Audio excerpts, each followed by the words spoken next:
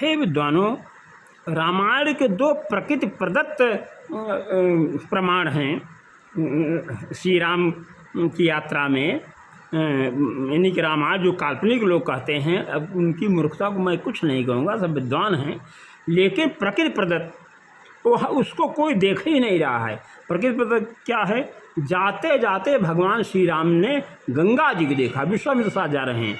जब गौरा के डेरा आप पहुँचेंगे तो सीधी गंगा की एक धारा उत्तर वाहिनी दिखेगी, और फिर जाकर गंगा सरयू संगम यानी बड़का बजू सीताबदीरा गांव का 29 पूर्वे का गरीब टोला बड़का बजू टोला में रुके थे।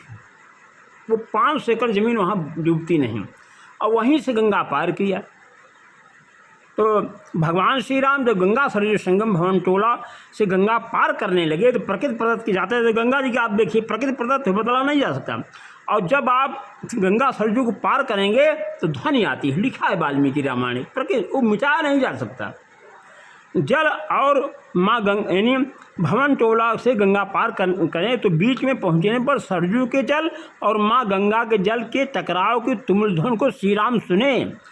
आज से 8,80,000 वर्ष पहले कार्तिक कृष्ण प्रतिपदा को श्री राम 14 वर्ष 6 माह 8 दिन की उम्र में सुने थे, जो आज तक सत्य है। हम तो 4 बार नाव से गए तो 4 बार वो सुनाई पड़ा। मैं 4 बार नाव से पार होकर इस आवाज़ को सुना, आप भी जाकर सुन सकते हैं। यह विश्व का अनोखा संगम है, यह भी लिखा है वाल्मीकि रामायण में, जहाँ आज भी आवाज़ आती है। विश्व के किसी भी 2 नदियों के संगम पर आवाज़ नहीं आती है, ऐसा वाल्मीकि रामायण में लिखा है। कोई भी रामायण का शोधकर्ता इस आवाज़ को जाकर सुन सकता है। भगवान श्री राम ऐसी वाल्मीकि रामायण में ऐसा वाल्मीकि रामायण लिखा है। कोई भी रामायण का शोधकर्ता इस आवाज़ को जाकर सुन सकता है, यानी प्रकृति प्रदत्त है, मिटाया नहीं जा सकता है। अरे आप गंगा सरयू संगम छपरा बलिया आरा के बीच में पहुँच जाइए, भवन टोला पहुँच जाइए, उसको भगवान टोला भगवान वहीं से पार हुए हैं, वहीं संगम भी होता है। जैसे आप नाव बैठेंगे, थोड़ी दूर नाव चलेगी ना, आवाज़ आना शुरू करेगी। तो 1200 किलोमीटर पात है वहाँ, मई जून में रहता है। अब आवाज़ सुनती हुई 1 किलोमीटर तक आवाज़ आती है। इसके बाद जब धारा दोनों मिल करके पूरब को बहने लगती है तो आवाज़ बंद हो जाता है।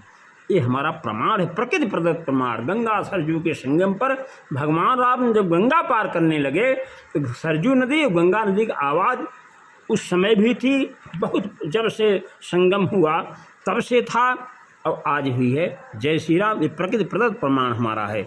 जय श्री राम। जय